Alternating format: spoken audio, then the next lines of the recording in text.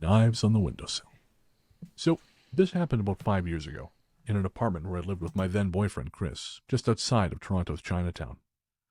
We lived above an herbal store with a single ground floor entrance, downstairs, next to the store's entrance. It was your typical unit on top of a storefront type of entrance. The main entrance was to be locked at all times, and our landlord was super anal about that. The back door to our unit, we had a little rooftop area, which was also the fire exit, had a double door for extra security.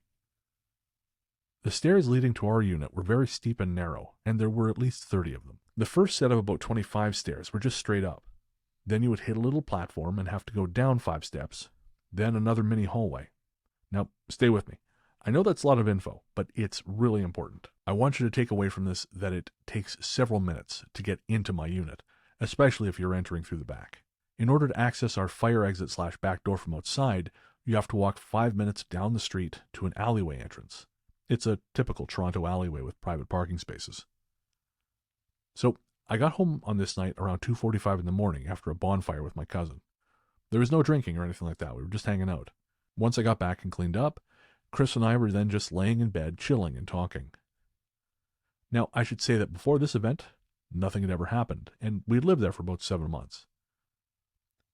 Chris decided to go to the washroom before falling asleep. The washroom was right beside the unit entrance, which was the opposite side of our bedroom. The whole unit was like 750 square feet, so not very big at all, and it was open concept except for the washroom and bedroom. All of a sudden, I didn't hear him walking to the washroom anymore. He'd gone silent. I got up and looked outside my bedroom door to find Chris, and I saw him just standing there, staring at the entrance. I remember feeling so confused until I looked at the entrance too. All I saw was the handle on the door violently shaking, like something was trying to break in, and I was terrified because I thought it was a burglar or something. But then I was like, how? The main door to the building is locked. I thought it had to have been a sick joke, so I went to the kitchen, which was steps away from the entrance, and grabbed 2 of my biggest knives. Chris was still standing there, absolutely terrified and in shock. And I risked it. I opened the door and nothing. Like, not a fucking cricket. I was like, WTF, and I ran up those 5 steps to the mini platform to check if some fucker was hiding there, but still nothing. I looked down the 25 stairs leading to the building entrance, which is the only way you can get in, and not a soul in sight. Now I was really scared. What do you do in this situation? I just couldn't comprehend. Then I heard loud footsteps on my rooftop, but saw nothing through my skylights. Within 30 seconds, something was banging on my back door / fire exit. Now, it takes at least 3 minutes to get there, and that's if you're running. At this point, I still thought there was a chance someone was just messing with me, so I ran to my bedroom where the back door / fire exit was located and looked out my window. The window's right beside the back entrance, and yet again I saw no one. Chris and I were practically ready to cry, and we sat there almost until the morning, exhausted. We finally gave up, realizing that no one was coming, or if they were there, they'd been gone, and we went to bed, leaving the knives on our windowsill. To this day, I have no idea what it was. And I don't know, man. I don't know what it is. There's something about that, like, aggressively trying to get into your place that just freaks me out. I mean, obviously, it's scary because someone's trying to get into your house, but there's something, I don't know, it's such an eagerness, you know? Yeah. It's not good, whatever it is. No. I mean, I'm aware there's a couple of, and I thought it was quite odd, that the only haunted place that I'm aware of in Toronto's Chinatown is the old Swai Kwayang restaurant. Okay, however you pronounce it. Probably Siquan, I think. Siquan, yeah. Well, can't even talk. Yeah, what you said. Right.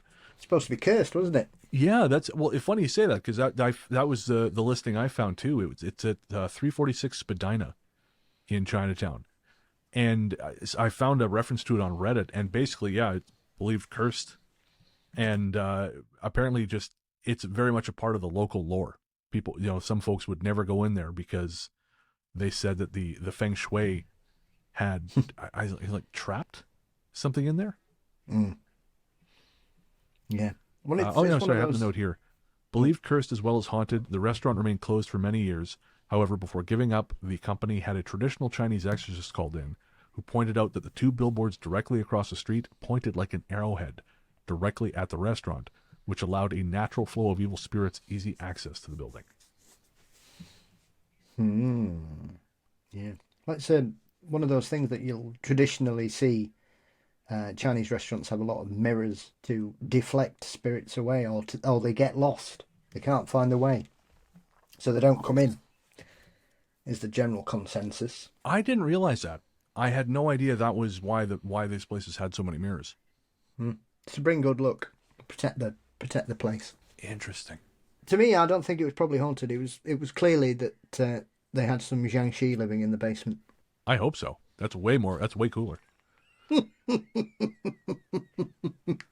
I got to tell you, man, I don't know. I looked up what that building looks like now versus what it used to look like. And I sure hope there's hopping vampires downstairs, because they've otherwise stripped the character right the fuck out of that building. Oh. Folks, if you want to look it up, it's, say, 346 Spadina Avenue in Toronto. Go back to 2016. You'll see what the building used to look like. Very cool, very ornate yellow building. Now it is this soulless, modern, concrete nonsense. It's just completely, though, it's soulless. There's nothing interesting about it whatsoever. So again, adding hopping vampires could only improve the place. Well, that's a shame. My favourite Chinese restaurant in Sheffield, unfortunately, didn't make it through the pandemic. But I never felt scared when I was there. I mean, I feel like the best Chinese places should scare you a little bit. You know, how much sodium am I putting in my body right now?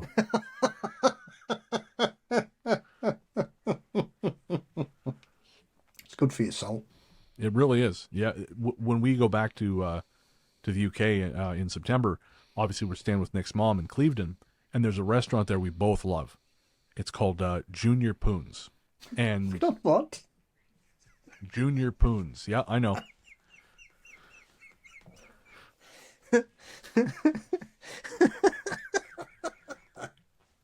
Oh, that sounds like some kind of teenage ailment.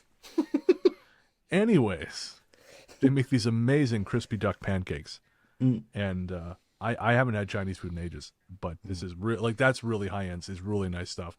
I used to more, and of course it bears no resemblance to what is actually in China. We're talking about Western Chinese food. Yeah, so it should scare you a little bit.